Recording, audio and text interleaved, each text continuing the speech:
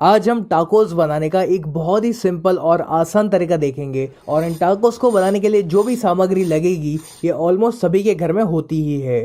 तो पहले इन टाकोस को बनाने के लिए हम इसका डो रेडी करेंगे और इस डो को बनाने के लिए मैंने लिया है 1 कप मैदा यानी कि ऑल पर्पस फ्लावर। इसी के साथ मैं इसमें ऐड कर रहा हूँ 1 कप गेहूं का आटा यानी कि व्हीट फ्लावर। आप चाहो तो इन टाकोस को सिर्फ और सिर्फ मैदा से भी बना सकते हो या फिर अगर आप इसको हेल्दी तरीके से बनाना चाहते हो तो आप सिर्फ गेहूं के आटे का इस्तेमाल करोगे तो भी चलेगा। अब इसी में हमें ऐड करना है नमक। तो मैंने तकरीबन 1 बड़ी चम्मच नमक का इस्तेमाल किया हुआ है। आप अपने टेस्ट के अकॉर्डिंग नमक की मात्रा कम या ज़्यादा कर सकते हो। फिर इसमें जाएगा 2 बड़ी चम्मच तेल। मैंने इसमें रिफाइंड ऑयल का इस्तेमाल किया हुआ है। आप किसी भी ऐसे तेल का इस्तेमाल मत करिएगा जिसका एक बहुत ही स्ट्रॉन्ग फ्लेवर हो। अब बस हमें इसमें थोड़ा थोड़ा पानी ऐड करते जाना है और इसका हम एक सॉफ्ट डो बनाएंगे। तो ज़रूरत के अनुसार आप इसमें थोड़ा थोड़ा पानी ऐड करते जाइए और इस डो को आपको अच्छे से गूंथना है। तो ये जो टाकोस की रेसिपी मैं आपके साथ शेयर कर रहा हूँ इसको मैंने जितना सिंपल हो सके ना उतना सिंपल रखा हुआ है ताकि आपको इसको बनाने में ज़रा भी दिक्कत ना आए। जब ये डो इस प्रकार से एक बार जुड़ने लगे तब आपको इस डो को लगातार 2 से 3 मिनट के लिए मसलना है ताकि ये एकदम ही स्मूथ हो जाए। चलिए अपना ये जो डो है ये रेडी हो चुका है। तो अब हमें इसको ढक कर इसको हम तकरीबन 10 से 15 मिनट के लिए रेस्ट करने देंगे और जब तक ये डो रेस्ट करता है तब तक हम बाकी की तैयारी करेंगे। तो अब एक पैन में आपको लेना है 2 से 3 बड़ी चम्मच तेल और तेल जब अच्छे से गर्म हो जाए उसके बाद हमें इसमें ऐड करना है एक प्याज और इस प्याज को मैंने लंबा लंबा कट कर लिया था। अब इस प्याज को हमें तब तक फ्राई करना है जब तक ये थोड़ा सा ब्राउन नहीं हो जाता। आप चाहो तो इसमें इस समय पर बिल्कुल थोड़ा सा नमक डाल सकते हो ताकि ये जो प्याज है ये फटाफट से ब्राउन हो जाए। इस तरह से प्याज को फ्राई करने से इसका जो फ्लेवर है ना वो और बेहतर हो जाता है। चलिए अब ये जो प्याज है ये ब्राउन हो चुका है तो अब हम क्या करेंगे कि इस पैन में से इस प्याज को बाहर निकाल लेंगे और जो एक्स्ट्रा ऑयल बचा हुआ है उसको आप साइड पर निकाल लीजिए या फिर इसी पैन में आप रख सकते हो क्योंकि वैसे भी हमें थोड़ी देर के बाद इसमें रोटी वगैरह सेकनी है। अब आपको लेने हैं 4 से 5 उबले हुए आलू और इन आलूओं को हमें पहले ग्रेट करना है। आलू को हम ग्रेट इसलिए कर रहे हैं ताकि इसमें आलू के कोई भी बड़े बड़े टुकड़े ना रह जाए। चलिए मैंने सभी आलूओं को ग्रेट कर लिया है। तो अब जो प्याज को हमने फ्राई करके रखा हुआ था वो हमें इसमें ऐड करना है। अब इसी के साथ मैं इसमें ऐड कर रहा हूँ 1 बड़ी चम्मच चिली फ्लेक्स। यदि आपके पास चिली फ्लेक्स ना हो तो आप लाल मिर्च पाउडर का इस्तेमाल कर सकते हो या फिर यदि आपको चिली फ्लेक्स घर पर बनानी है तो आप थोड़ी सी सूखी लाल मिर्च लीजिए और उनको मिक्सी में डाल के ग्राइंड कर लीजिए और आपकी जो चिली फ्लेक्स है वो रेडी हो जाएगी। चिली फ्लेक्स की मात्रा कितनी रखनी है ये आप अपने पसंद अनुसार कम या ज़्यादा कर सकते हो। अब इसी के साथ मैं इसमें ऐड कर रहा हूँ आधा छोटी चम्मच काले मिर्च पाउडर यानी कि black pepper powder.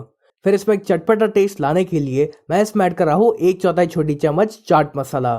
Chaat masala की जगह पर आप इसमें थोड़ा सा नींबू का रस भी डाल सकते हो। फिर मैं इसमें ऐड कर रहा हूँ स्वाद अनुसार नमक। तो मैंने 1 छोटी चम्मच नमक का इस्तेमाल किया हुआ है। एक बात का ध्यान रखें कि आपको इसमें बहुत सारा नमक नहीं डालना है क्योंकि हमने इसमें चाट मसाले का भी इस्तेमाल किया हुआ है। अब सबसे आखिर में हम इसमें ऐड करेंगे थोड़ा सा कोरिएंडर यानी कि धनिया और फिर इन सभी को हम एक बार मिक्स करेंगे। चलिए अपना ये जो स्टफिंग है ये भी रेडी हो चुका है और हमारे डो को भी रेस्ट किए हुए तकरीबन 10 से 15 मिनट हो चुकी है। तो इस डो को हम वापस 1 मिनट के लिए मसलेंगे और फिर आपको क्या करना है कि इस डो को आपको 2 बराबर बराबर हिस्सों में डिवाइड करना है और अब किसी भी एक फ्लैट सरफेस के ऊपर या फिर एक चकले के ऊपर आपको थोड़ा सा मैदा या फिर गेहूं का आटा छिड़कना है और इसके ऊपर इस डो को रख कर हमें इसे रोल करना है। अब एक चाकू की सहायता से हम इसको बराबर बराबर हिस्सों में डिवाइड करेंगे और इतने डो की क्वांटिटी में से आप तकरीबन 10 से 12 टाकोस बना पाओगे। अब इस डो को हाथों में रख कर आपको इसको एक गोल शेप देना है और फिर एक चकले के ऊपर आपको वापस थोड़ा सा मैदा या फिर गेहूं का आटा छिड़कना है और इसके ऊपर हम इस बॉल को रखेंगे और इसको हमें इस मैदा या फिर गेहूं के आटे में अच्छे डस्ट करना है। फिर एक बेलन की सहायता से हम इसको बेलेंगे, लेकिन ध्यान रहे कि आपको इसको ना ही बहुत ज़्यादा मोटा बेलना है और ना ही बहुत ज़्यादा पतला बेलना है। तो जैसे कि आप देख रहे हो कि इसको मैंने बेल लिया है और इसकी थिकनेस मैंने इतनी रखी हुई है और ठीक इसी प्रकार से आपको बाकी सारी रोटी को भी बनाकर रेडी करना है। जब सारी रोटी बनकर रेडी हो जाए तब हम उनको सेकेंगे। तो इनको सेकने के लिए आप तवा को एक बार अच्छे गर्म कर लीजिए और फिर आपको इन रोटियों को हाई फ्लेम पर ही सेकना है। अभी फिलहाल आपको इस रोटी को पूरी तरीके से नहीं सेकना है, इनको बस हम कच्चा पक्का सेकेंगे क्योंकि इन रोटी को हम दूसरी बार भी सेकने वाले हैं। तो इसलिए इन रोटी को आप हाई फ्लेम पर इस तरह से पलट पलट कर फटाफट से सेक लीजिए। और इनको आपको तब तक सेकना है जब तक इस रोटी के ऊपर हल्के से बबल्स नहीं आ जाते। जैसे कि आप देख पा रहे हो कि ये जो रोटी है ये कच्ची पक्की सेक चुकी है, तब हम इसको बाहर निकाल लेंगे। और ठीक इसी प्रकार से आपको बाकी सारी रोटी को भी इसी तरह से कच्चा पक्का सेकना है। अब आपको क्या करना है कि इस रोटी के ऊपर आपको डालना है थोड़ा सा टोमेटो केचप। आप चाहो तो टोमेटो केचप की जगह पर रेड चिली सॉस या फिर शेजवान सॉस का भी इस्तेमाल कर सकते हो, या फिर अगर आपको मेयोनीज पसंद हो तो आप उसका भी इस्तेमाल करोगे तो भी चलेगा। अब इस टोमेटो केचप को हम इस रोटी के हर तरफ इवनली स्प्रेड करेंगे। अब जो आलू का हमारा स्टफिंग था उसको हमें इसकी एक साइड पर रखना है और इसको हम इवनली स्प्रेड कर लेते हैं। इस आलू के स्टफिंग को आपको रोटी की हर तरफ स्प्रेड नहीं करना है, इसको हम रोटी की सिर्फ एक तरफ ही स्प्रेड करेंगे। अब इस स्टफिंग के ऊपर हम ऐड करेंगे थोड़ा सा चीज़। तो मैंने मोज़रेला चीज़ का इस्तेमाल किया हुआ है, आप चाहो तो प्रोसेस चीज़ का भी इस्तेमाल कर सकते हो। और चीज़ की मात्रा कितनी रखनी है ये भी आप अपने पसंद अनुसार कम या ज़्यादा कर सकते हो। और बस इस रोटी को हम इस तरह से इसके ऊपर रख देंगे और इसका हमें हल्का सा प्रेस भी कर लेना है ताकि इसमें चिपक जाए। चलिए, अपना ये जो टाकोस है ये ऑलमोस्ट रेडी हो चुका है और इसी तरह से आपको बाकी सारे टाकोस को भी बनाकर रेडी करना है। तो जब आपके घर पर गेस्ट वगैरह आ रहे हो तो आप इन टाकोस को इस तरह से रेडी रख सकते हो और बस फिर आपको एंड टाइम पर उसको सेकना है और सर्व करना है। तो मैंने इसी तरह से सारे टाकोस रेडी कर लिए हैं। तो अब उसी पैन में मैं ऐड कर रहा हूँ थोड़ा सा बटर। अब बटर की जगह पर ऑयल का भी इस्तेमाल कर सकते हो, लेकिन मैं रेकमेंड करूँगा कि आप बटर का ही इस्तेमाल करें क्योंकि बटर का इसमें बहुत ही बढ़िया सा फ्लेवर आता है। बटर जब मेल्ट हो जाए तब आपको इस टाकोस को इसमें रखना है और इनको हम स्लो फ्लेम पर ही सेकेंगे ताकि ये बहुत ही ज़्यादा क्रिस्पी बन सके। यदि आप इसको हाई फ्लेम पर सेकने जाओगे तो ये फटाफट से ब्राउन तो हो जाएगा लेकिन उतना क्रिस्पी नहीं बन पाएगा। तो यदि आप भी अपने टाकोस को बहुत ही क्रिस्पी बनाना चाहते हो तो इनको स्लो या फिर मीडियम फ्लेम पर ही सेके। थोड़ी देर बाद आप इसको पलट लीजिए और ठीक इसी प्रकार से आपको इसकी दूसरी साइड को भी सेकना है। जब दोनों साइड्स अच्छे से सेक जाए तब हमें इसकी नीचे की साइड को भी सेकना है। तो 2 चम्मच की सहायता से आप इसको इस तरह से सेक सकते हो।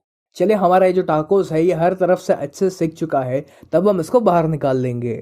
और ठीक इसी प्रकार से आपको बाकी सारे टाकोस को भी बनाकर रेडी करना है।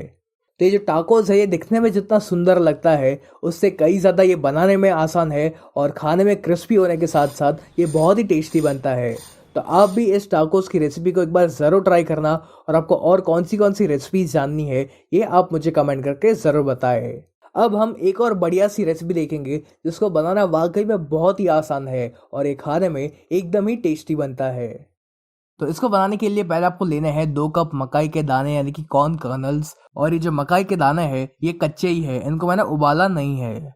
और इनको मिक्सी में डालकर आपको इसको पीसना है, लेकिन इसको आपको एकदम ही बारीक नहीं पीसना है, इसको आपको हल्का सा दरदरा रखना है। जैसे कि आप देख पा रहे हो कि ये जो मकाई के दाने हैं इनको मैंने दरदरा पीस लिया है। तो अब एक पैन में या फिर एक कढ़ाई में आपको लेना है 2 बड़ी चम्मच तेल। और जब तेल एक बार अच्छे से गर्म हो जाए तब हम इसमें ऐड करेंगे एक बारीक कट किया अनियन यानी कि प्याज। और इस प्याज को हम तब तक भूनेंगे जब तक ये हल्का सा सुनहरा यानी कि गोल्डन ब्राउन नहीं हो जाता। प्याज जब हल्का सा सुनहरा होने लगे तब हम इसमें ऐड करेंगे 1 बड़ी चम्मच ग्रेट किया अदरक।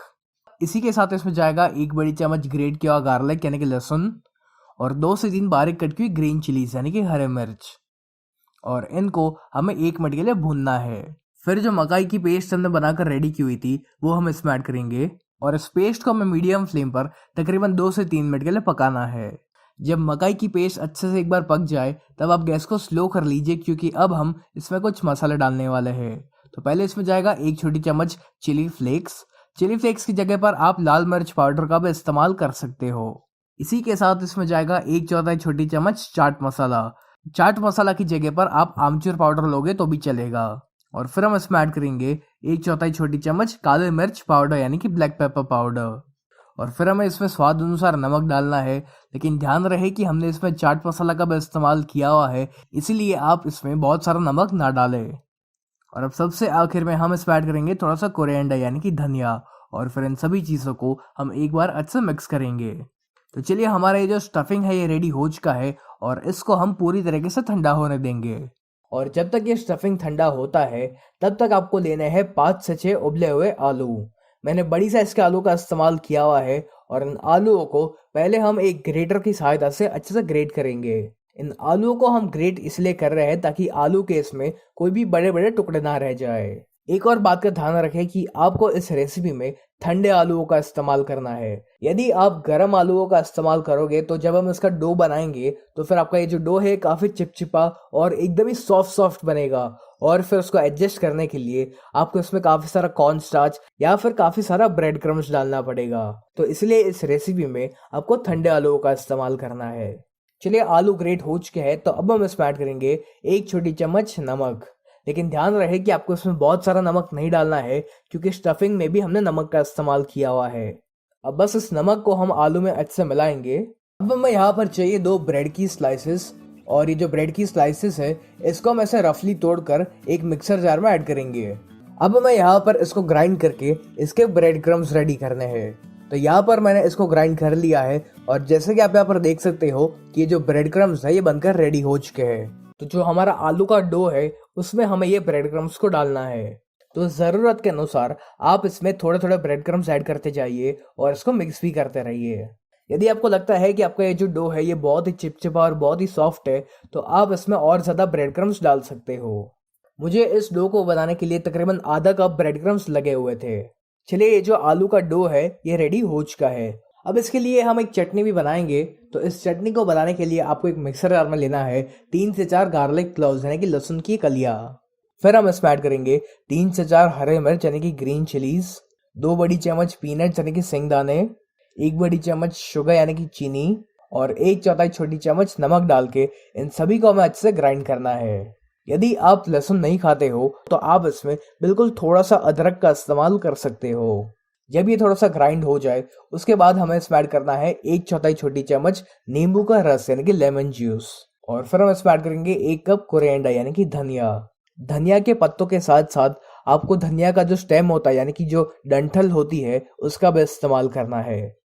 और यदि आपके पास धनिया कम पड़ा हो तो आप इसमें थोड़ा सा कैप्सिकम भी डाल सकते हो। कैप्सिकम का इस्तेमाल करने से इस चटनी में एक अच्छा सा कलर तो आएगा ही, साथ ये जो चटनी है ये थोड़ी सी गाढ़ी भी बनेगी। अब इसी के साथ हम इसमें 2 से 3 बड़ी चम्मच पानी ऐड करेंगे ताकि ये जो चटनी है ये अच्छे से ब्लेंड हो जाए। तो बस हमें इसको अच्छे से ब्लेंड करना है और इसकी चटनी रेडी करनी है। इस चटनी को ब्लेंड करते समय पर आप इसमें 2 से 3 आइस क्यूब्स का भी इस्तेमाल कर सकते हो ताकि जो चटनी का कलर है वो चेंज ना हो जाए। चलिए, यहाँ पर जो धनिया की चटनी है ये रेडी हो चुकी है और काफ़ी बढ़िया सा कलर आया हुआ है इसका। अब आपको हाथों में लगाना है थोड़ा सा ऑयल ताकि ये जो स्टफिंग है ये हाथों में चिपके नहीं। और फिर इस स्टफिंग में से हमें छोटे छोटे साइज के बॉल्स बनाने हैं। चलिए, ये जो बॉल है ये रेडी हो चुका है और ठीक इसी प्रकार से आपको बाकी सारे बॉल्स को भी रेडी करना है।